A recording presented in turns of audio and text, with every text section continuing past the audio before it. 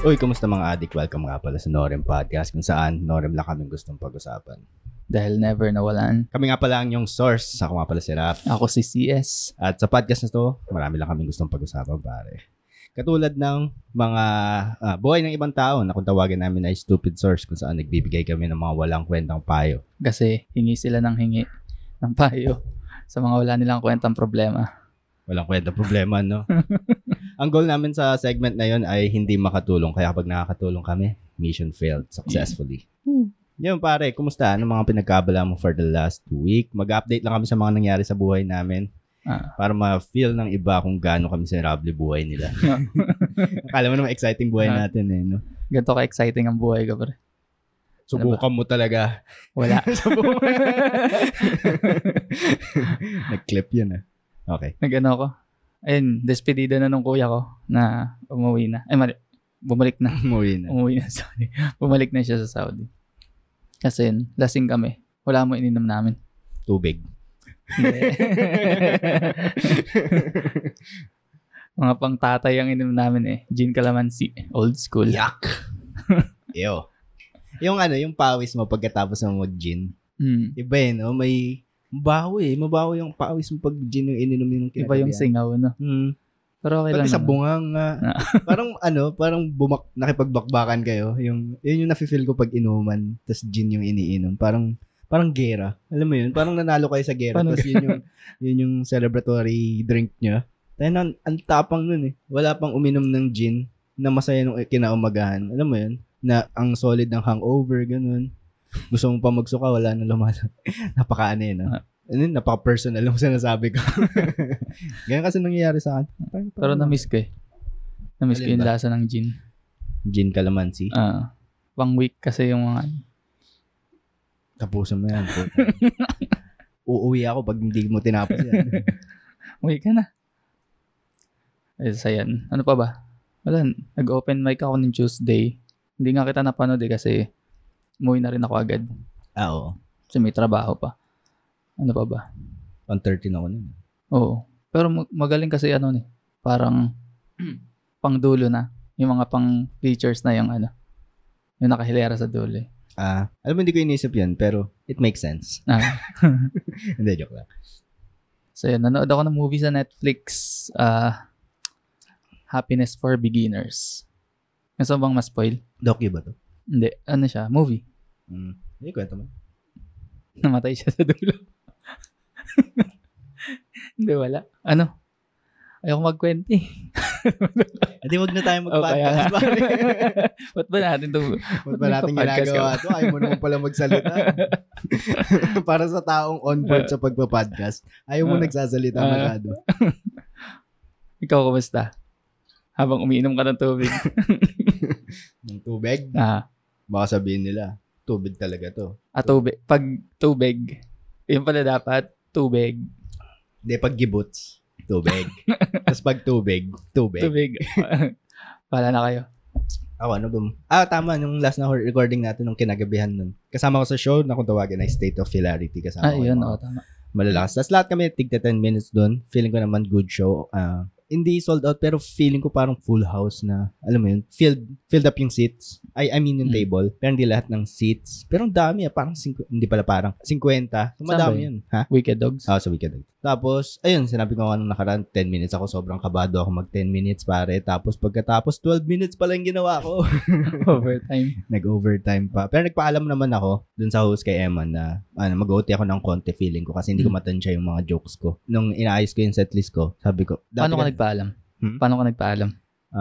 Eman, OT ako Hindi, sabi ko lang baka mag-OT ako ng mga 2 minutes ganun, sabi ko. Kasi hindi ko matansya kung mas saktong 10 minutes ba. Dapat nga timer ako. Pero kasi based sa, alam mo yun, yung tinatansya mo lang yung yung itong joke na to, 1 minute to. Itong joke na to, mga 30 seconds, mga ganun. So, ganun ko i-mental compute ko na lang kung paano. Pero nagka-crowd work kasi ako. Tapos, ang saya nung isang crowd work ko na sumabog yung hindi sumabog. Parang in-oversell ko yung sarili ko dito. Pero, nakakuha ng malakas na tawa dun sa crowd work. Astig din ng crowd work. Tapos, nung pag-uwi ko, nung may time ako para mag-meditate dun sa show na yun, sabi ko, first time ko na ma-feel na present ako. Kasi, lalo na sa mga open mic, andun ka kabisado mo yung jokes mo, nagkakabisa ka, anxious ka, ang goal mo lang masabi ko to ng maayos. Pero in a way, pag na-master, yung mga ginagamit kong words dito, hindi ko pa kayang panindigan. Pag alam mo na-execute mo ng maayos yung mga jokes mo, hindi mo naisipin kung ano yung next line kasi nagfo-flow na lang. Tapos naililipat mo lahat ng energy mo dun sa acting on stage. Kasi at the time talagang feeling ko, present ako. Tapos, hindi ko iniisip yung mga punchline kasi alam kong lalabas yun sa bunganga ko. Kahit hindi ko isipin. Kaya parang dire-diretso na lang. Alam ko na yung lines ko. Mas nakapag-convey ako ng emotions. Halimbawa yung biglaan lang. Dun first time yon na yung iba yung reaction. Paano? Yung halimbawa nasa Instagram naman 'to. Yung pinaka-setup ko, gets ko naman. 'Di ba? Yung pagkakasabi ko, gets ko naman. Parang malungkot. Okay. Tapos yung reaction, gumanon. Then yung lumabas tong punchline, magugustuhan niya. Parang nasa isip ko yung pagkahupa nung sinabi ko yung punchline tapos sumabog. Tangang sarap ng ganung feeling. Parang na win over mo yung crowd. Tsaka yung naikwento mo na yun na parang iba nga siya kasi mas na-build mo yung tension ng joke na nalungkot sila. Ganda nga eh. Tapos meron akong isang bagong joke na pwede kong idikit doon. Pero syempre. Alam mo yung may ex-girlfriend ng my wife. Parang pwede ko na bitawan yun sa open mic kasi alam kong gumagana na. Kasi ilang beses ko na try, palagi nakakakuha ng tawa. Sabi ko, okay na. Ayun, pwede nang kadugtong yun ng biglaan lang. Samba. Ang ganda na pwede mong pagdikit-dikit, pagtagpiin yung mga joke mo. Tapos nakakabuo ka ng isang malaking story. Tapos yung mga din, ang dami ko. Simula kasi ng competition, ang dami ko ng callback. Parang proactively kong iniisip yung paano ko kaya i-callback to. Kasi nakita ko nung competition kung gaano ka-effective, gaano ka gusto ng mga tao. Tapos malaking indication yun na pag tumawa sila dun sa callback mo, nakikinig sila sa'yo the whole time. Naalala nila yung yung mga punchline mo nung mga last na jokes yun. Kaya astig din. So, umuwi ako masaya. Parang, kumbaga nawawala na sa isip nila yung joke na yung lumipas na. Kasi meron ka ng sunod-sunod tapos bigla mong ibabalik. Yun yung nakaka-surprise. Element of surprise. Lately, palagi kong kinikwento kay Ali na napaka-weird nitong art form na to. No? Na nagkikwento ka, nagpapatawa ka, yung trabaho mo magpatawa. So, parang pag i-wrap around your head mo yung concept na yun, tangin na trabaho yun. Trabaho magpatawa. Parang naka-astig sobrang siguro malaking part ng adulthood ko inisip ko, mag-stand up kaya ako. Parang ganun.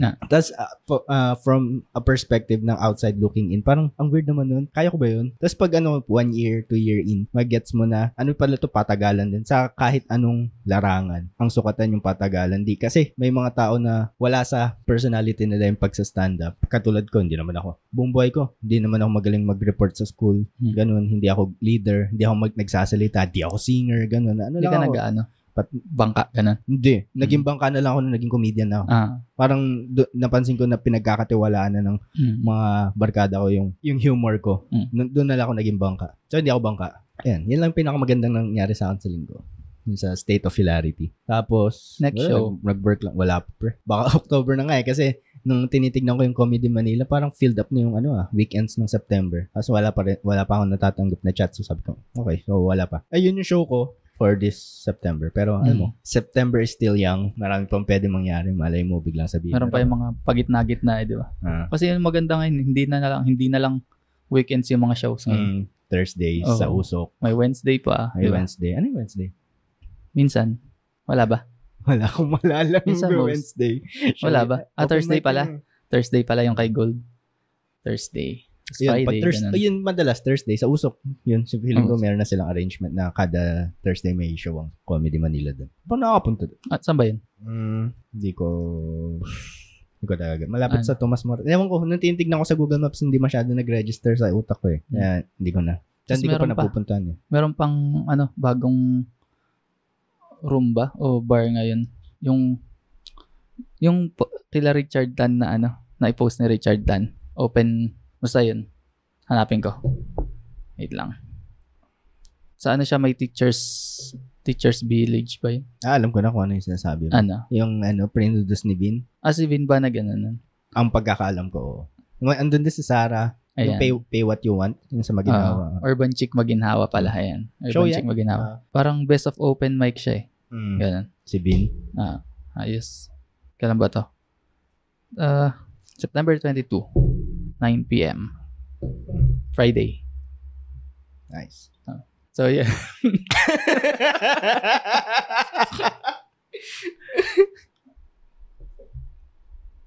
Hindi nga ako magsasalita. Para maging uncomfortable ka.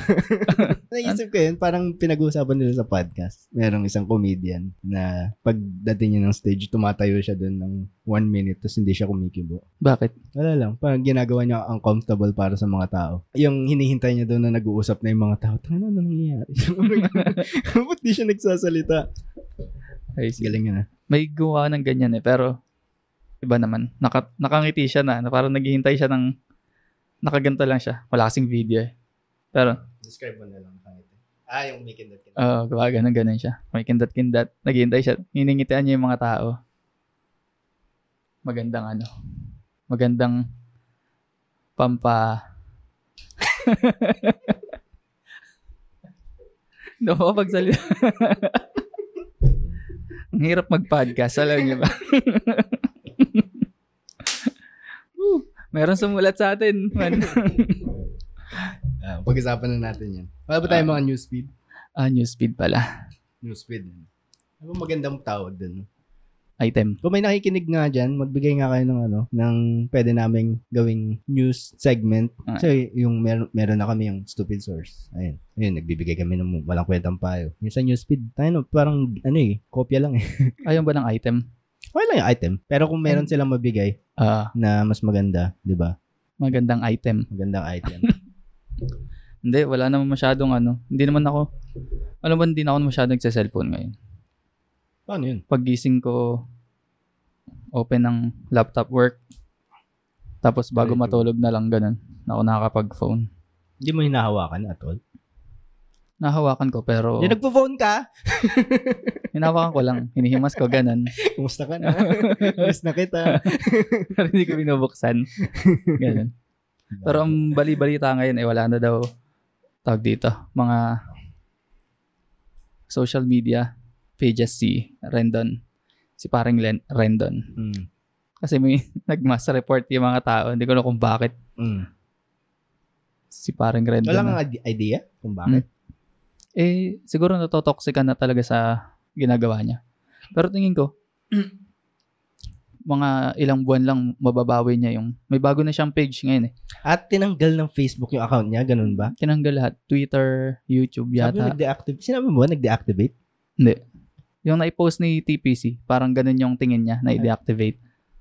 Pero may mga pinapakita na screenshot, din-activate talaga yung mga account.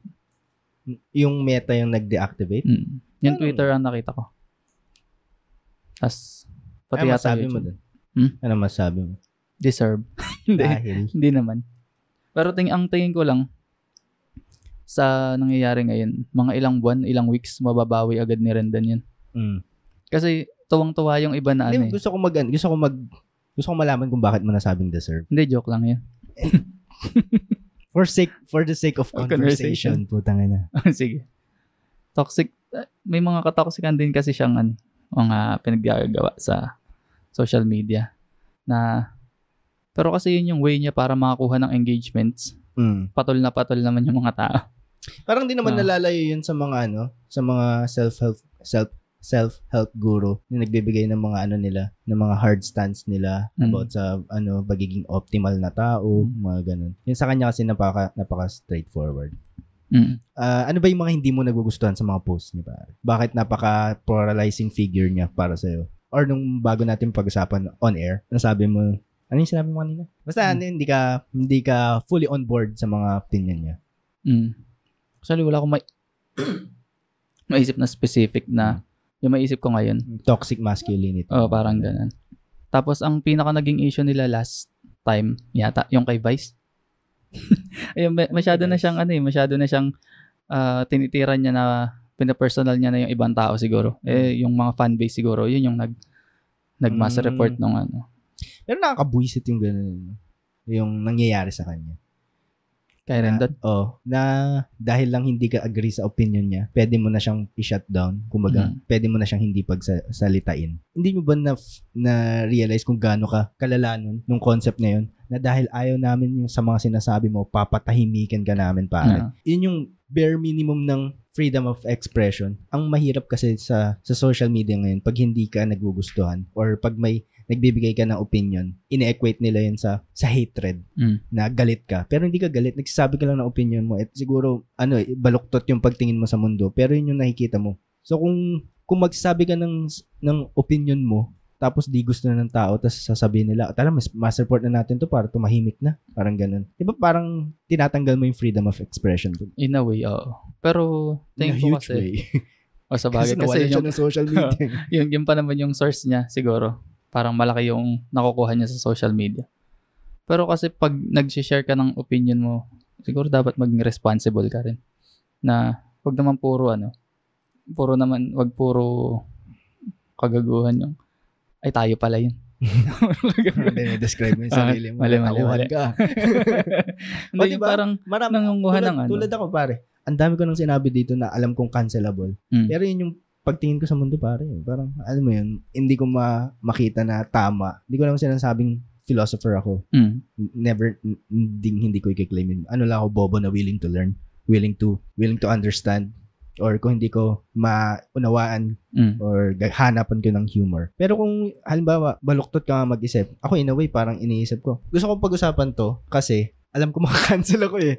Feeling ko, at some point, makakancel ako. Pero, alam ko na. Kasi yung pagpa-podcast natin, opinion natin yun na parang sa atin lang, na-share natin yung opinion natin. Pero yung kay Rendon kasi, ang tingin ko, ang ayaw sa kanya ng mga tao, yung direkta siya na may tinitira siyang ibang tao. Bawa sinabi niya kay Bitoy, laos na kayo. Di ba? Michael V yun, ginagaya niya. Yun yung tingin niya eh. Kasi siya eh, alam ko yung saya kay Michael V. Pero hindi siya mali. Hindi siya mali na laos si Bitoy. Si Bitoy may dinadala siyang pangalan. Siguro pangit pakinggan yung laos, pero sabihin na natin sobrang baba ng ratings. Na ang consumption ng mga tao ngayon ng entertainment through social media, internet, ganun. Yung mga tawag dito traditional media, halimbawa TV, radio, hindi nagsisinungaling tayo pag sinabi natin pa rin, may mga nanonood pa rin noon. Kasi yung generation ng Gen Z, laking YouTube yung mga yan, sa tingin mo, manonood ng TV yung mga yan. Hindi pare. Kaya, alam mo yun, nagpangalan siya eh. Nagbanggit siya ng pangalan yun. Pero hindi rin siya mali. So, yung mga ganong klaseng opinion, nagagalit ka kasi sinestate niya yung obvious. Ang gusto kong sabihin, kailangan natin na mas marami pang tao na, kasi walang sacred cow sa kanya eh. Wala siyang sinasanto. In a way, parang binabalance na yung mundo natin na sobrang submissive. Ganun ko tinitingnan Kasi may mob mentality tayo eh. Or nasa human nature ang mob mentality. Tapos yung, kailangan ba explain yung mob mentality? Basta pag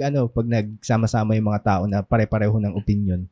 Tapos, kanyari, yun, sabi niyo, parang kulto. Gago to talaga si Lebron. Tara, natin, ma-support natin. Ganun. Tapos, syempre, on board yung mga tao kasi daming galit sa kanya. Or kasi parang, sa akin lang, parang siya naghahanap ng away palagi. Yun yung, kasi pwede namang, kung sa akin pwede niya sabihin na, laos na yung yung mga TV, ganyan, social media na ang, ngayon, ang uso ngayon. Na sinabi rin naman may panood akong interview kay, si Ting Ting Ting, si Eruption. Ayun, na social media is king, sabi niya. Or sobrang laking highway ng social media kumpara sa mainstream media. Na street lang daw siya, parang ganun pagdating or sa pagdating sa kita ata din yun, yung sinasabi niya. Yun, pwede niya naman sabihin ng ganun pero masyado niyang parang pine-personal or may pag-atake talaga yung pagsasabi ni Rendon. Which is way naman niya talaga yung para makakuha ng engagements. Ayun yung niya Gusto niya mangyari talaga controversy sells. Halimbawa, pinaka gusto kong choice of entertainment ko yung MMA. Yung mapapansin mo na mas madaming pay-per-view buys, yung mga magkaaway bago sila, yung hindi nila gusto yung isa't isa. Yung may animosity, may aggression bago yung laban. Pero pag yung cool dude ka na, nakipag-shake hands ka dun sa mga kalaban mo, hindi ka napapansin ng tao. Kaya, nagigets ko yung ginagawa niya na, yun nga, controversy sells, pare. Na pag sinabi niya yung binigay mo example, Walang papansin, mas mababa impression nun. Pero pag nagbabanggit siya, sobrang lala ng stance niya, nakikita niya may analytics siya natitrigger yung mga tao nasa siya nasa, tawag dito, influencer business siya. Kaya kung mas maraming pumapansin sa'yo, sabi nga, di ba, negative PR is still PR. Tapos alam ba yung mga post niya lately na ayan, parang, ano bang nagawa ko mali? Parang gano'n na yung mga post niya. Ano nagawa ko mali? Pero, alam niya yun. Oo, kaya nga. Parang pag tinitignan ko nga siya, na-master niya na yung trolling. Oo, totoo. Kasi, kumbaga stating the obvious siya palagi. Alam niya lahat ng mga sagot sa lahat ng tanong niya. Pero, hinahayaan niya yung mga tao na magkagulo. Kasi, ang nakakatawa dito, ang dami kumakagat, pare. Oo, kaya yung sinasabi ko kanina, siguro mga weeks lang, may babalik niya na yung dati niyang status sa social media. Kasi patol pa rin Kung pinapatulan pa rin siya. Hindi na natuto. Feeling ko may ganun. Yun na siya Alam mo yun? Parang McGregor, sobrang troll. Ayun, isa pa yun. Pero, hindi ko alam kung tamang example yun. Kasi, halimbawa, sa combat sports, shit talker ka. Ang dami mo sinasabi sa team niya, sa kanya, as a person. Pero, once na kayong dalawa na lang yung nasa loob ng octagon, wala na yung shit talking. Kailangan mo na backupan ng skills. Kailangan mo ng, kumbaga, walk the talk na. Yung kay Rendon, ewan ko At the end of the day, social media personality lang siya. Wala siyang ginagawa outside of that. Pera pa rin yung lahat man tayo nagsisinunod. Pero malaking motivation ng ginagawa niya ay pera. Or baka maraming bang galit sa tingin mo? Maraming galit sa mga press ko. Anong press ko? Yung sobrang confident kasi nila sa sinasabi nila. Siguro parang gano'n ang makikita ko din ka rin doon. Parang si Andrew Tate ba yan? Meron pang gumagaya sa kanya yung Chichester show. The Chichester. Sino yun? Pilipino yan? Pilipino naman. Andrew Tate daw ng Pinas. Yung parang ganun sila. Pero marami nag-hate sa kanila. Pero kung isipin mo, maganda naman yung sinasabi. Toxic masculinity. Yun pala. Tama. Pag tinitignan ko, yung generation, kasi in-over. Nilalahat ko pag sabi kong generation. Pero yung sa napapansin ko na lang, parang napaka-soft na masyado kasi masyado na baby. Ganun. Hindi ko naman sinasabing hampas-hampasin nyo, intog nyo sa Kasi hindi naman nakaranas nun Pero magkaiba talaga yung pananaw nila sa mundo na dapat di pinapalo yung mga bata. Yung sobrang baby bo. Although, ayoko naman yung paano ko ba sasabihin? Nag-make sense ba yung mga sinasabi ko? O hindi pa? Hindi ko pa napoprove yung point ko. Pero parang basta ito na lang, yung generation before me, ibang-iba yung pananaw nila sa mundo. Tapos isipin mo yung mga bata ngayon na wala na silang sariling opinion kasi nasasway yung opinion nila sa social media, ganun. Hindi na sila maka-form ng sarili nila kasi nakabasa na sila tapos gagawin na nila, parang okay naman to Without learning yung yung logic side ng iba. Nagsisinungaling din ako pag sinabi ko na kaya ko yun kasi boy Reddit din ako, nasasway din yung opinion ko kaya hindi na masyado maganda mag-Reddit kasi merong minsan na halimbawa nanonood ka ng movie, sobrang nagustuhan mo pare, sobrang nag-enjoy ka, tapos pag pinunta mo yung sinabi ng mga tao, tapos mga negative reviews, parang magkaiba ba tayo ng pinanood ng movie, parang ganun. Kaya pagdating sa mga media, ganun, sinasarili ko na lang. Basta pag nag-enjoy ako, alam ko nag-enjoy ako. Medyo lumayo na, no? Parang di ko rin. Pero balik tayo dun sa sinabi mo na malalambot yung mga bata ngayon. Marami akong nakikitang comments na, ayan kasi yung mga bata hindi napalo. Ayun nga. Kaming mga batang 90s, laki kami sa palo. Tapos may comment na wow, proud na may trauma. Parang ganun. Pero tingin ko, in a way, maganda rin na napapalo yung mga bata. Para sa akin. Hindi naman bugbog. Iba yung bugbog pa. Yung palo, yung didisiplina. Kasi meron yung pinapalo, meron yung ginugulpe. Ayoko yung gulpe kasi tangan isipin mo, yung bata na yun, ang pinagkakatiwalaan niya, yung magulang niya na 3 times bigger than him. Physically stronger than him. Tapos isipin mo, ginugulpi ka nun. Isipin mo, walang laban sa'yo yung bata. Dapat, hintay mo muna mag-18 tapos saka kayo magsuntukan para may match naman. May laban na. Pero yung palo, kailangan mo rin i-instill sa kanila na may mga bagay, halimbawa nasa public ka, kailangan mo rin mag-act accordingly. Hindi ka pwedeng magsigaw, ganun. Bibigyan mo lang sisikmuraan mo lang isa. yung nasa gilid mo, kokorotin mo yung game.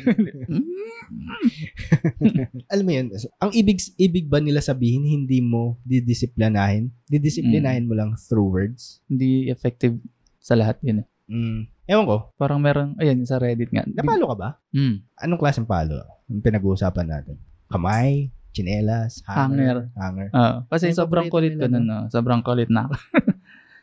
Once lang ngayon. Tapos meron, ngayon sa Reddit, yung sa public, ginugulpi na niya yung nanay. 5 years old. Yung nanay niya yung ginugulpi niya. Paano nangyari yun? Kasi hindi, parang mas na-spoil na, ganun. Hindi nila kayang disiplinahin na yung bata. Ang nag-post nun yung tatay ng bata. Sabi niya, my 5-year-old son, publicly ginugulpi yung asawa ko. Parang anong gagawin daw nila, ganun. Ano nga ba? Ano nga? Kasi, kaltukan mo na isa. Ultimately, kasalanan nila yun eh. Sabi nung, may mga nagko-comment, tanggalan ng phone, ng gadgets, pakainin ng mga ayaw niyang ulam, mga ganun. Pero tingin ko hindi magiging effective yun eh. Magtatantrums lang yun. Hindi, effective yun. Yung ano. Talaga. Matitiis nila yun eh. Hindi. Talaga. Makakaramdam ng gutom yung mga yan. Kakainin din nila lahat ng ano nila eh. Pride nila pag ganun. Alam mo. Hindi, ibig sabihin, matitiis tong magulang. Kasi yung sa 5 taon na yun, kapag tingin ko yung past 5 years, kapag nagtatantrums yung bata, binibigay na lang nila yung gusto, kaya lumaki ng ganun. So, hindi ko alam kung paano nila magagawang tiisin ngayon. Ang hirap maging magulang sa panahon ngayon. Parang hindi mo alam kung saan ka nalulugar, paano ka magdedisiplina. Kasi yung true words, hindi ako fully on board dun eh. Although yung mama ko, never ako nakatikim na kanya ng palo. Kasi yung mama ko kasi tahimik talaga. Ganun. Tsaka mabait siya na tao, kaya hindi namin kayang abusuhin. Pero yung yung tatay ko talagang yun eh. Disciplinarian yun. May yun, may belt. Belt ng wrestling. Funny ka. Tawag dito. Yung belt, yung sinturon. Yan, naninturon siya. Ano yun? Designated lang yung sinturon sa pamalo. Ganun. Hindi. Ewan ko, naalala ko, nakwento ko na sa ito eh. Kaya nanonood ako ng Courage the Cowardly Dog. Tapos paglingan ko sa likod ko, naglalakad sa palapit sa akin yung tatay ko. Tapos unti-unti siya nagtatanggal ng belt. Kasi yun yung umalis ako sa bahay, gumala-gala ako. Tapos the whole time pala, hinahanap nila ako. Kasi parang mga 5 years old lang ata mga ganun. So lahat sila nag-aalala. Palakad-lakad lang ako. Parang wala, bored sa bahay. Parang ganun. Tapos umuwi na ako. Tapos binuksan ko yung TV, nanonood akong Cartoon Network. Tapos hindi ako aware na meron na palang manhunt sa akin. Nakablatter ka na pala. Pagtingin ko sa likod po, yung tatay ko, galit na papalapit sa akin. Tapos sabi ko, ba't ka galit to? Gagawa mo. Tapos, ba't kanya tinatanggal yung belt niya? Tayong-tayo na siguro. Inila ako, tapos pinagpapalo, pinag-ahatawa-tawa ako. Ang mahirap dun pare, pinapalo ako, tapos hindi ko alam kung bakit. Wala akong idea. Kailan mo nalaman kinabukasan na? Hindi, alam ko na pwede. Parang napagtagpi-tagpi ko na sasabi niya na hinahanap. Kanina ka pa namin hinahanap. Pero ang mahirap din kasi pinapalo ako. Hindi ko alam kung bakit. Tayo nanonood akong cartoons. Masama dito, parang gano'n. Hindi ko alam na hinahanap ako gano'n. Yung ba yung tinatawag na Kasi palusot ng mga magulang. Hindi naman palusot, pero yung sinasabi nila. Yung palo ng pagmamahal. Kasi nag-aalala sila tapos, pero ba't mo papaluin? Hindi ko alam, patay na tatay ko. Hindi ko na siya matanong. Pero yung tatay ko, ano naman yun eh, tawag dito. Lumaki siya. Isa siya sa mga lumaking ganun. Yung ganun pagdidisiplina. Puta yung panganay nila, yung kuya niya, hinahataw daw yun ng golf club sa likod eh. Gago, napakasalbahay pala ng lolo ko in a way sa panganay nila. Anyway. Red Labrador ba? Makakabalik yan, pero nakakabuisit lang na dahil hindi lang gusto ng tao yung sinasabi niya. Kasi may mayroon pa tayong, may libel kasi tayo dito, cyber libel, ganun, na dapat cautious ka rin sa sinasabi mo kasi pwede ka mong sampahan ng kaso sa pagbibigay ng opinion mo. Tsaka parang nasabi ko na rin dati, it's not what you say, it's how you say it. Siguro kung paano binibitawan kasi ni Rendon yung mga sinasabi niya, doon natin-trigger lalo yung mga tao. Alam niya. Yun nga yung gusto niya Yun yung purpose niya. Nagtatanga-tanga lang siya. Pero alam niya lahat. Alam niya kung anong ginagawa niya. Alam niyang nagagalit yung mga tao. Pero hindi lang ang pabor na. Tayo hindi mo lang nagustuhan yung sinabi niya. Yung panunaw ko sa mundo ngayon. Kumbaga, the world is a cruel place to live in. Hindi dahil gusto mo makukuha mo yung isang bagay. Hindi dahil gusto mong may pananaw ko sa buhay na dapat lahat ng tao hindi na mamalo. Ganun. Pero isipin mo yung example mo kanina. Hindi mo ba papaluin yun? Yung sinasaktan yung asawa mo. Tapos sasampalin ko yung sa public ipuput in place ko yan. Yung mga ganun, hindi ako violent, pero kailangan mong mag-instill ng konting fear sa bata. Kasi pag hindi, mag-a-act out at mag-a-act out yan. Or pakita mo yung authority mo bilang magulang. Kasi ganun naman talaga dapat. May authority pa rin dapat ang magulang. Ewan ko pa sa mga ngayon. At least, hanggang nakatira ka sa kanila. Kasi kung alam mo na pala lahat, bumukod ka na ngayon 5 years old ka. Gulpi mo yung ibang tao. Yung nanay mo. Meron ba tayong dyan? Stupid source? Meron. Class, pasok. Stupid source! Pahingin responding. Stupid! Ito na ang ating stupid source. Stupid letter. Hindi. May humihingi ng payo. Ang pangalan niya ay What's Up My Nigor. May? Nigor. Nigor. Mga cancel ba ako? Hindi ko alam ba't. Wag na nga. Hindi mo ba alam kung bakit? Hindi mo alam kung bakit. May mga words na hindi pwede sabihin? Alam ko pero parang di naman ganun katindi siguro. Alam ba? Nigor. Hindi nga. Gawa-gawa mo lang ba yun? Hindi, yung pangalan niya, tingnan mo.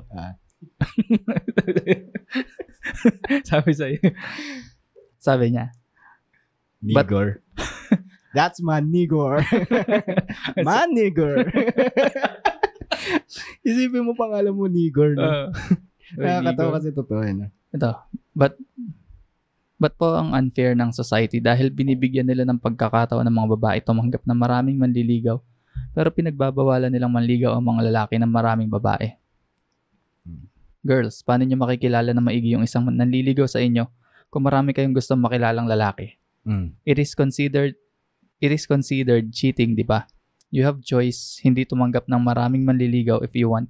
At kung tapat ang kagustuhan nyo makilala yung isang lalaki nanliligaw sa inyo. Kasi di ba po ayaw ng mga babae maging options sila? Pero bakit po ang mga babae ginagawang options lang ang mga lalaki at wala silang karapatang magreklamo? If i-reject sila ng mga babae pagkatapos ng lahat ng mga sacrifices nila para sa mga niligawan nila.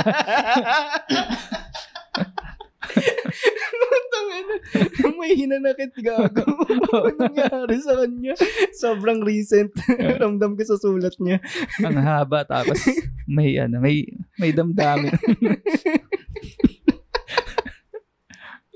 Ulitin mo. Yung mga sacrifices. Sige. Nabasted tong putang ilang to.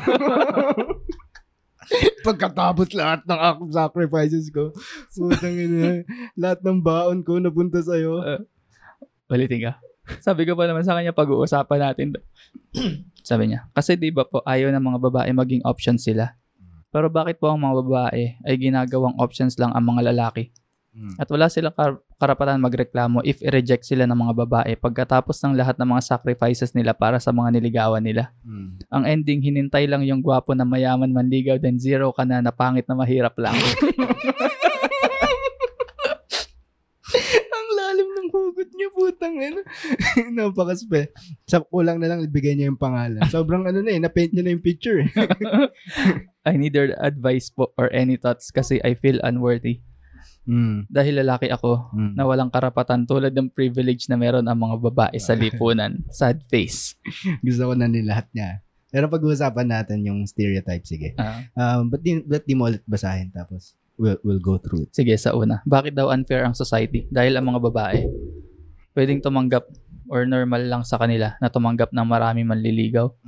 Pero yung mga lalaki, bawal manligaw ng maraming babae. Bawal ba? As in, bakit bawal? Sinong pumipigil sa'yo?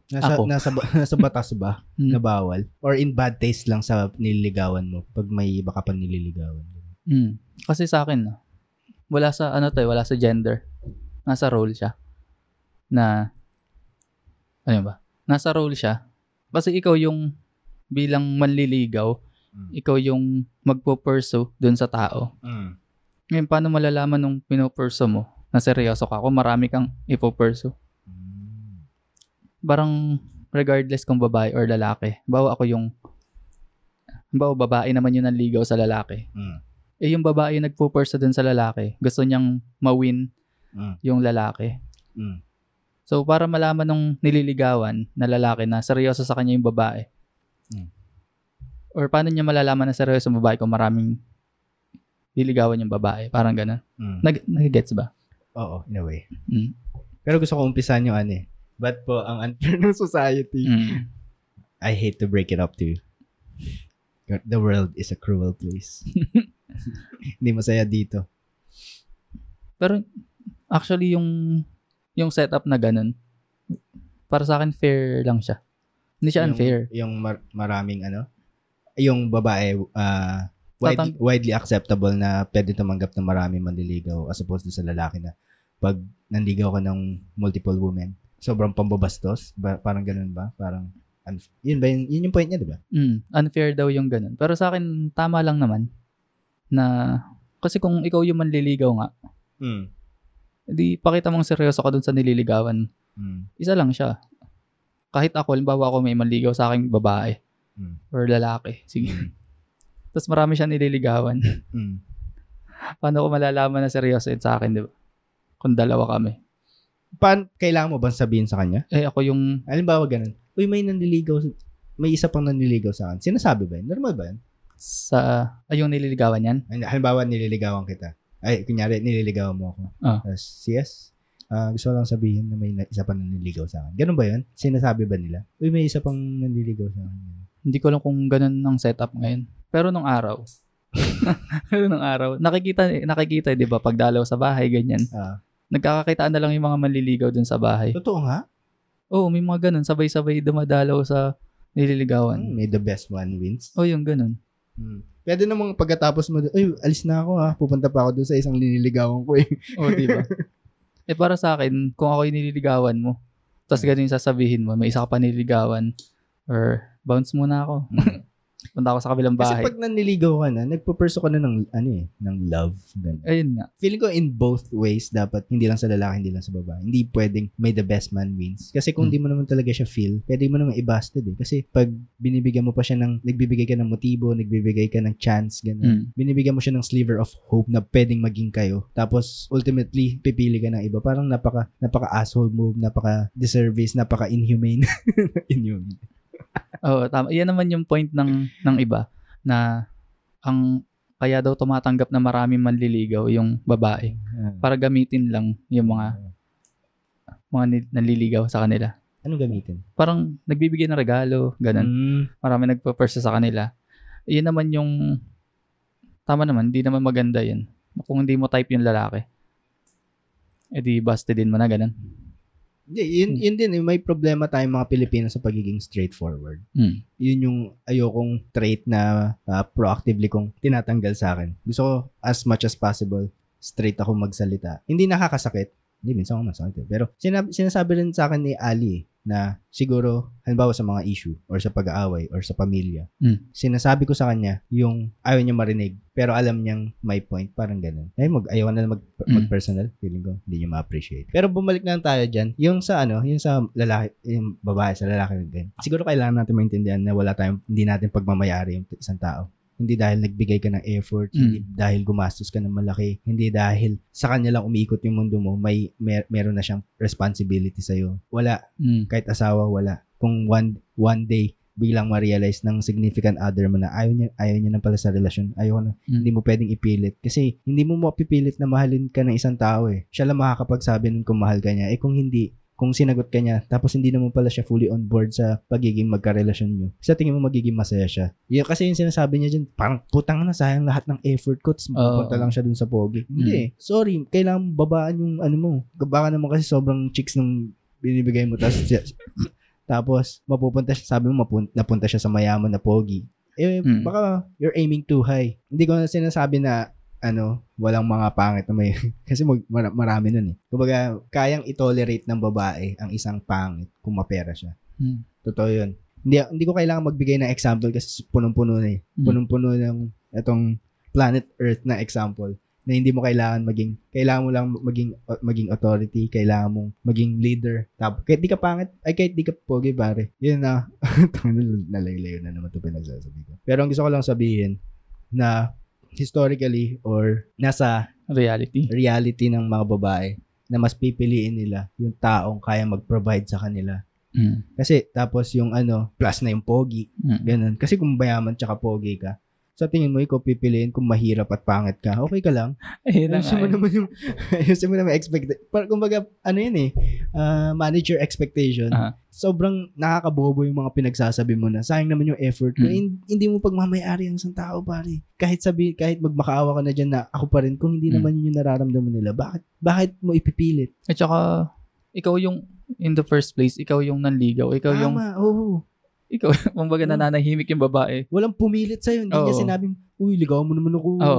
Walang pumilit sa'yo. Similar dun sa mga post ni Rendon, walang pumilit sa'yo basahin yan. Pero binasa mo. Pinili mong basahin.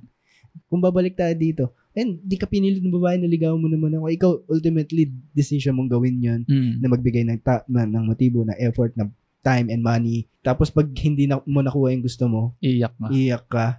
Magsisend ka ng mga gantong klaseng letter. Parang kang tanga Kung ganyan lang rin ang kalakaran sa mundo, di sana matagal ko nung single ako, matagal ko nang niligawan si Julia. Gal Gadot, ganun. Di ba? Kasi niligawan ko siya, di akin na siya. Ganun. Ayun din. Kahit naman naging kayo, hindi mo pa rin siya pagmamayari. Hindi mo pagmamayari ang tao. May sariling isip yan Alam nila kung ano yung alam nila yung what's best for them Alam mo yun? Or hindi? Hindi ko alam. Tsaka sa tanggapin na natin ang realidad ng buhay, kapag pangit ka, kailangan mong i-1 up lahat. 2 up, 3 up yung effort mo. Kailangan marami kang pera. Kumpara sa mga pogi na tapos mayaman pa. Anong panlaban mo dun? What makes you think na mananalo ka? Harsh, di ba? Napaka-harsh pag sinasabi mong ganito. Pero totoo Tsaka although maraming hindi kagwapuhan pero nakukuha yung maganda kasi.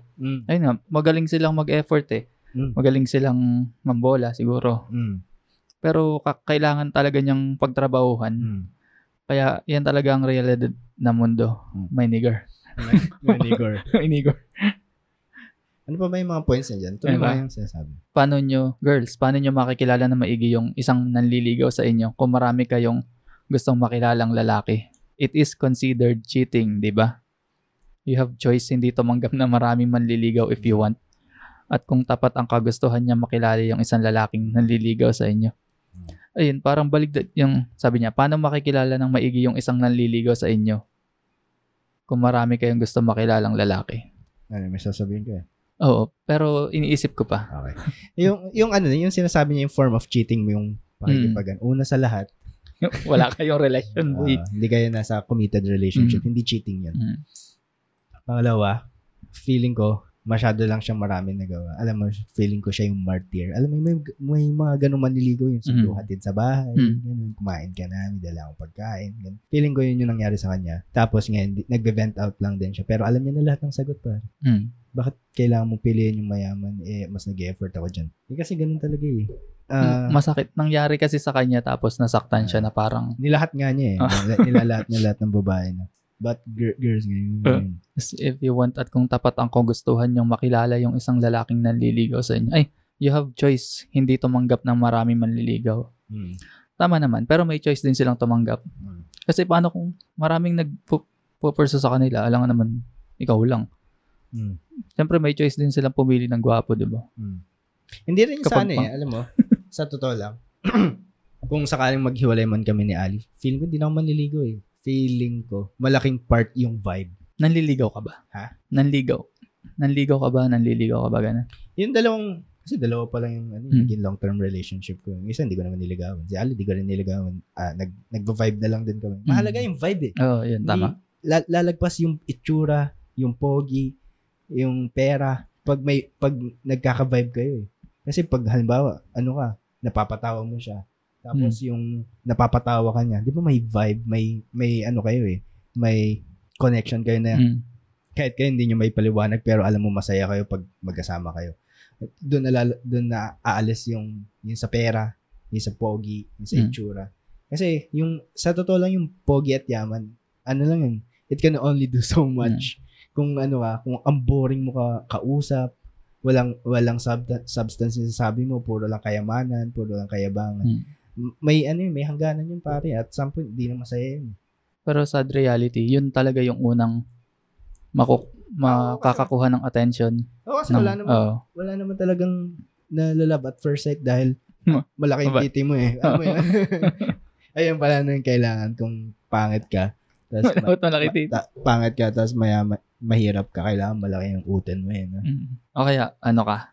Nag-gym ka. Kumakain ka ng puwet. Yung mga ganun. Feeling ko, para mag-stand out ka, kailangan mo gawin. Pag naliligaw ba, okay lang ba yung ano? Sabihin mo. I mean, okay. Nagsisex yung mga naliligaw. Tapos ngayon, tingin ko, kayo na yun. Nag-sex na kayo. Ha? Okay ko lang? Anong ginagawa nyo? Pag nag-sex kayo, ano na kayo? Counted na kayo as girlfriend-boyfriend? Kung dumaan kayo sa stage na na parang may ligawan gano'n. Paano kung feel out process mo rin? Kasi mahalaga din yun eh. Yung sex. Paano kung di kayo sexually compatible, pare? Isipin mo yun. Dahil nag-sex kayo, committed na kayo sa isa't isa. Ako, feeling ko dapat conservative kasi ako. Tama na. Nakikita ko nga. Tapos nasa conservative country tayo. Na ginagawa natin big deal masyado yung sex. Pero sa totoo lang, feeling ko kailangan nyo din maranasan yung sex. Kasi isipin mo, paano kung diring-diri ka pala dun sa tao, ayaw mo siya nakikitang nakaubad. Ganun. Tapos, nung naging kayo, tapos na-try mo yung sex, tangina, boring pala ka-sex niya ito. Parang ganun. Tapos isipin mo, you have to live with it. Feeling ko mahalaga yung yung pagiging sexually compatible bago magrelasyon. Sa tingin ko, pag titignan ko ngayon. Ako sa akin, bago magpakasal. Pero kung sa bagay, kasi kung mag-girlfriend, boyfriend kayo, dapat doon na yung, niya yung end goal niya. Alin ba? Sa kasal na. Talaga? Sa pagiging kung sa conservative way of thinking. Pero hindi ako, parang sa akin lang di ako agree na, nagliligawan pa lang kayo? Magsisex na kayo, ganun? Try natin, parang ganun. Hindi. Vibe yun, pare. Parang pakiramdaman yun yung ang saya ng date nyo, sobrang nag-enjoy kayong dalawa sa company nyo, tapos kumbaga magkikiss kayo, tapos one thing will lead to another, ganun. Yung mga ganun, alam mo yun, yung mga magical moments na ganun na hindi nyo naman pinagplanuhan, pero may talaga, may frequency kayo nung gawin yun eh. Gets. Pero paano yung meron kasi mga lalaki talaga, sex lang yung habol. Katulad ko. Hindi joke lang. Ano mo? So, parang pwede nilang i-take advantage kapag gano'n ang gagawin nila na. Pwede rin. Kumbaga yung sa sinasabi niya sa babae, sinasabi ko sa lalaki, sa ligawan, na nagsisex. Kumbaga it goes both ways. Hindi lang sa lalaki. Sabi mo nga, malaki motivation ng lalaki yung sex, pare. Let's face it, wag na tayo magbalinis dito. Yun yung end goal ng lalaki. Pero paano kung na-realize niya na nagsisex, hindi ko na pala feel to. Diba, karapatan mo rin yun na tumanggi na lang or i-ghost. Okay lang ba mag-ghost? Kailangan mo ba talaga magpaalam kung, hindi ko na itituloy yung panliligaw eh? Kailangan mo gawin yan? Dahil, in theory, pero kung ikaw, as a person, gagawin mo ba yun? Kumaga, chat mo siya, baka hindi, stop na ako sa panliligaw, so hindi ko pala. Kailangan mo ba magbigay ng dahilan o kailangan mo lang siyang sabihan na, sabi ko stop? Ganun. Ang ghost ba biglaan? Yung one day, hindi ka na lang mag-chat. Siguro unti-unti. Parang ang hirap naman iplano ng ghost. Unti-unti. Parang, halimbawa, nakakalimang chat kayo sa isang araw. Kinabukasan, next week 4. Makakaramdam tatlo mo. Yun. Parang, mo pag cold sa isang tao. Tapos magiging cold na rin siya, ganun. Para may mutual kayong coldness sa isa. Hindi yung mahirap yung masyado kayong in-depth na ganun. Sobrang lalim na nung pagkakaintindihan niya tapos biglang mawawala. Parang, basta disrespectful naman yun sa kabilang party. Ayun lang. Umalik na tayo dun sa problema natin. Doon na lang tayo sa yung sa sinabi niya. Kasi di ba po ayaw ng mga babae maging option sila. Pero bakit po ang mga babae ginagawang options lang ang mga lalaki at wala silang karapatan magreklamo if reject sila ng mga babae? Pagkatapos ng lahat ng mga sacrifices nila para sa mga niligawan nila. Parang nasagot na natin to kanina. Ang ending, hinintay lang yung gwapo na mayaman manligaw. Then, zero ka na pangit na mahirap lang. Kasalanan mo kasi, ba't ka pangit? Tsaka ba't ka mahirap? Problema mo yan eh. Hindi mo kasalanan pero problema. Ako ba yung gago? Nanligaw ako sa binasted. Hindi mo kasalanan pero ayun nga, kasi kung ganyan ang estado ng pagmumukha natin. Sorry. Ulitin mo yung sinabi niya kanina. Yung last. ang ending, hinintay lang yung gwapo na mayaman manligaw. Yeah, before that. Ginagawang option sa mga lalaki, walang karapatang magreklamo if i-reject sila ng babae. Nasagot ka na rin pala. Oo. Wala eh. Pagkatapos ng lahat ng sacrifices, natsambahan ka lang. Siguro kung di dumating yung pogi. May ka-work ako dati na ganyan, sobrang martyr pare. Yung, kunyari pumunta yung babae sa Baguio, susundan niya sa Baguio, ganun. Sinasamahan niya kahit sa malalayo. Hindi sila pare, nanliligaw lang din. Tapos, taon na, sabihin natin mga 2-3 taon na siya nanliligaw, na head over heels siya dun sa babae. Credit naman dun sa babae. Ganda to, nagagandaan ako dun eh. Tapos, mabait pa. Tapos, yung lalaki, sabihin na natin, hindi ka gwapuan. Hindi siya pangit eh, pero hindi na siya pogi. Sila na. Ito na nga. Ito na yung magandang part. Tawag dito. Ayun. Talagang martyr yung lalaki na siya yung sundo hatid, binibilan niya ng kung ano-ano yung gift giver siya. Tapos yung babae, gift taker. Anong love language mo? Gift taker. Tapos, isang araw, natauhan yung lalaki. Ano nung ginagawa ko dito? Parang gano'n. Bakit nabigay ko naman lahat ng effort ko dun? Kasi isipin mo, may lalaki na head over heels sa'yo. Na pag sinabi, punta ka dito sa Baguio. Nandito ako sa Bulacan. Pupunta ka. Ngayon na. Sige. Siya yung ganun, yes man. Tapos natauhan siya. Tapos biglang tinigil niya na. 3 years. Sabihin na lang natin 3 years. 3 years niya niligawan yung babae. Tapos biglang hindi na nagparamdam yung lalaki. Alam mo yan. Tapos nanligaw na. Tapos nanligaw na ng iba. Nagpaparamdam na sa iba. Tapos biglang chinachat na siya ng babae. Na nangamusta, ganun. Tapos naging sila. Nung tinigil niya yung panliligaw. Alam mo yung yung hindi ko nasabi mali eh. Ma-realize mo yung mga bagay na wala sa'yo pag tumigil eh. Kumbaga yung importance ng bagay. Yung comfort, yung feeling na may nag-a-adore sa'yo. Pag nawala na yun, parang hahanap-hanapin mo. Yun nakakagago dun. Ewan ko ba't niya pa pinatagal. Oo nga no. Hindi niya na-realize na gusto niya rin na Ewan ko kasalasan lang. Good. Talagang for head over heels yung lalaki sa kanya. Yung hindi ko makita yung sarili kong ganun ako na sobrang patay na patay ako na lahat bibilang kung ano. Kumbaga sa kanya napupunta yung time yung effort mo. And for what? For validation na mahal ka rin niya. Parang hindi ko makita yung sarili kong ganun na patay na patay sa isang babae. Oo. Pa-depressing. Pero isa yun sa mga at least nagkaroon ng happy ending. Pero may napapanood din ako mga video na may mga babae nga daw na gusto nila or sa psychology yata, na gusto nila sila naman yung nag-ahabol. Ayaw nila tama. Sila yung pinagsisilbihan. Ayaw nila kasi nangyari sa akin yun eh. Gusto ng babae. Hindi ko nila lahat, pero at least dun sa nangyari sa akin. Gusto nila yung may some sort of mystery dun sa lalaki. Tapos pag masyadong bigay na bigay, todo, kumain ka na, ganun. Nawawalan din sila ng ganin. Tinatamad din sila. Gusto rin ng mga babaeng suplado. Again, di lahat. Gusto nila yung mysterious na lalaki. Kasi ganun nawala may nagkaka-crush sa akin dati. Tapos, hindi ko siya crush. Tapos, nung umamin siya, crush niya ako. Sinabi ko na rin. Crush na rin. Yung gusto kong sabing point. Na nagustuhan ko siya kasi alam mo yung lalaki yun. Hindi ako attractive na lalaki. Hindi attractive yung height ko. Hindi rin pag sinabi mo rin yung word na gwapo, hindi yung mukha ko yung unang pumapasok sa isip ng mga tao. Yung mga ganun. Kaya pag may nagka-crush sa akin, parang holy shit, man. Parang totoo ba to? Tapos syempre, parang pagkakataon mo na rin yun na tinake ko yung sinabi niyang crush niya ako. Sa feeling na so, let's do something about it. Parang ganun. Crush mo ako? I'm all for it. Parang ganun. Pero ayaw pala nila yan. Ultimately, nawalan siya ng gana kasi masyadong kinuha yung sinabi niyang crush mo, crush kita. Sige, crush na rin kita. Putang ina. Gusto pala nila yung suplado pa rin. Go pa rin yung yung gusto nila yung kaya sila nagkagusto sa'yo kasi tahimik ka, hindi ka masyadong nagsasalit. Yun yung ibig sabihin nun, tahimik. Hindi ka pala kibo. Yun, pag nawala na yun, nawala yung nagustuhan nila sa'yo. Nawala yung mystery. Nawawalan din sila ng gana. Coming from experience. FYI. Para sa huli niyang message, I need your advice po or any thoughts kasi I feel unworthy dahil lalaki ako.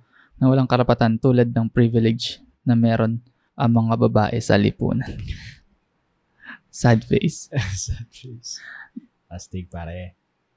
Anong dami ko na nabigay na advice pero feeling ko nag-rant lang ako eh. Pero sige, bibigyan kita ng magandang advice pare. Unworthy. Ang mahirap kasi dyan, nilalagay mo yung binase mo yung worthiness mo dahil hindi ka in-accept ng tao. Sobrang miserableng way to go about life. Kasi lahat tayo gusto natin may magmamahal sa atin. Gusto natin yung feeling na na liked. Kaya nagki-care ganun. Nagki-care, basta yun, gusto natin yung feeling ng being loved. Tapos pag nagbibigay tayo ng love, tapos di natin natatanggap pabalik, parang feeling natin unworthy na tayo, ganun. Bakit di nila tayo kaya mahalin? Bakit di kulang ba lahat ng effort na binibigay ko?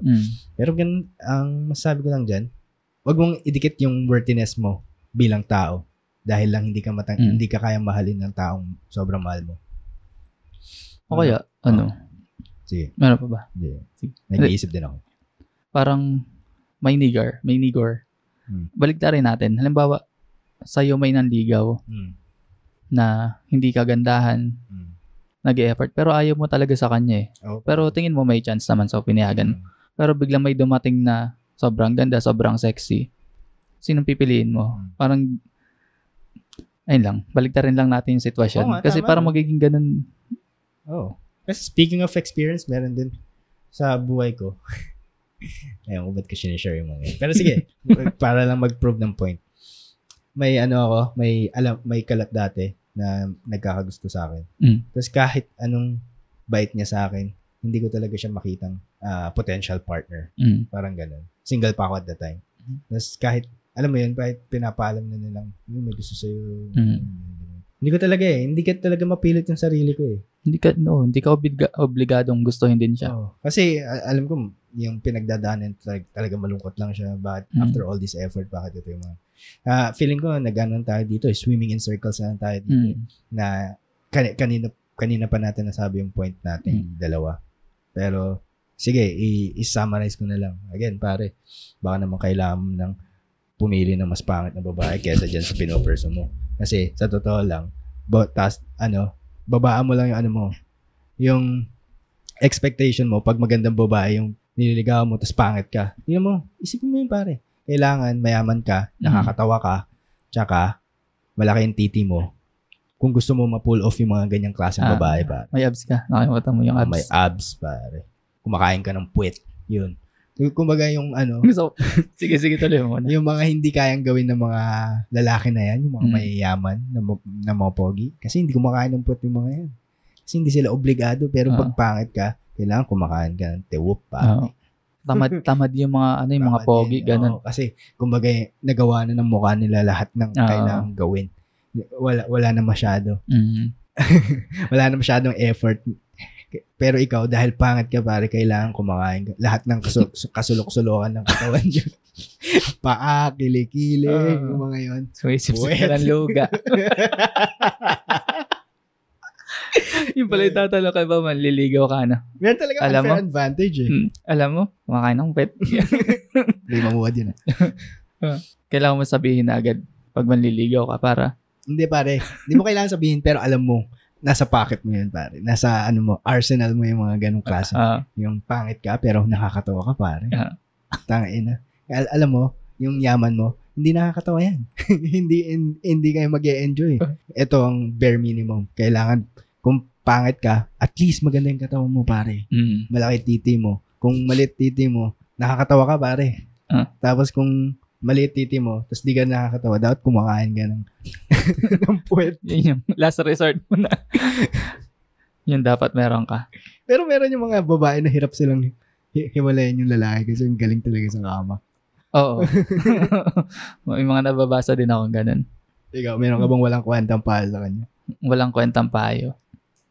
Lalahatin ko na yung mga, kasi yung mga may ganitong mindset, umiikot talaga siya sa social media na parang naging, naging norm na unfair yung, bakit yung mga babae pwedeng magpaligaw sa madami, ganyan. Yung lalaki. Pero ginagawa ba talaga nila yun? Yung papaligaw sa madami. Oo. Yung iba. Pero yun nga, hindi naman nila ginusto na hindi naman nila choice. Ay, hindi sila yung nagsabi na ligawan mo sila. Oo nga. Ikaw yung, ikaw manliligaw ka, bigay ka ng bigay, di ba? Parang, wala ayun. pumilit sa'yo. Nagtanong ka nga pwede ba manligaw? Ano mo ako, parang, ikaw. gusto mo magustuhan kita. O di mag-effort ka. Tapos, kung hindi ka magustuhan, wala ka na magagawa. Tapos, ang mahirap kasi pare, pag naniligaw, best foot forward. Ayun, kaya ayoko rin sa ligawan stage. Best foot forward ka. Tapos, I'm sure, pag nakuha mo na yung babae, magbabago ka. Pag naka-sex mo na yan. Hindi na same level ng ano. Kasi yun yung reality eh. Kasi lahat ng tayo nagiging desensitize sa lahat ng bagay. Halimbawa, kung araw-araw mo binibigyan ng bulaklak yung babae, sa first day, kinikilig yan.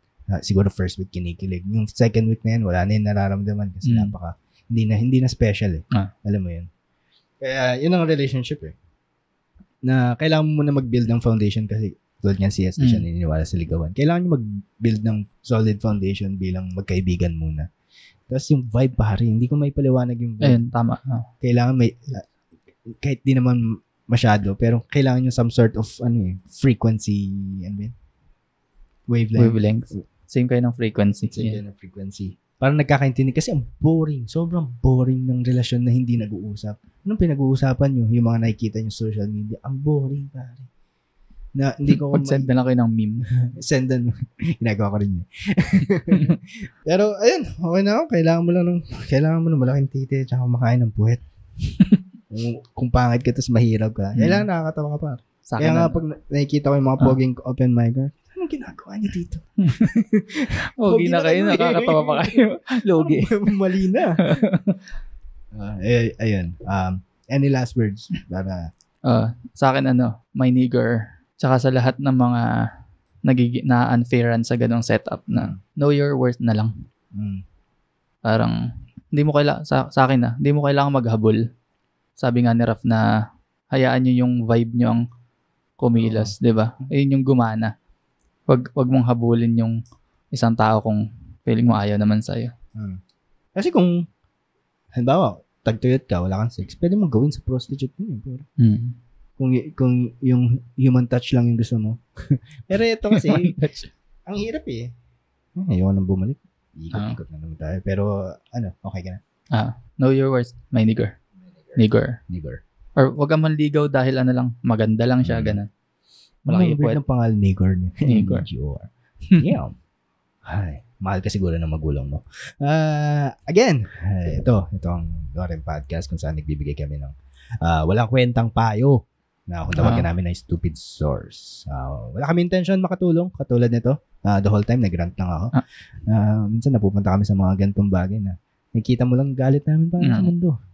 Gusto lang namin ding ipasa yung galit namin sa mundo at pasamahin ang loob nyo. Hindi namin alam kung paano tinatapos ang podcast. Pero kung alaws kayo, no rem kami.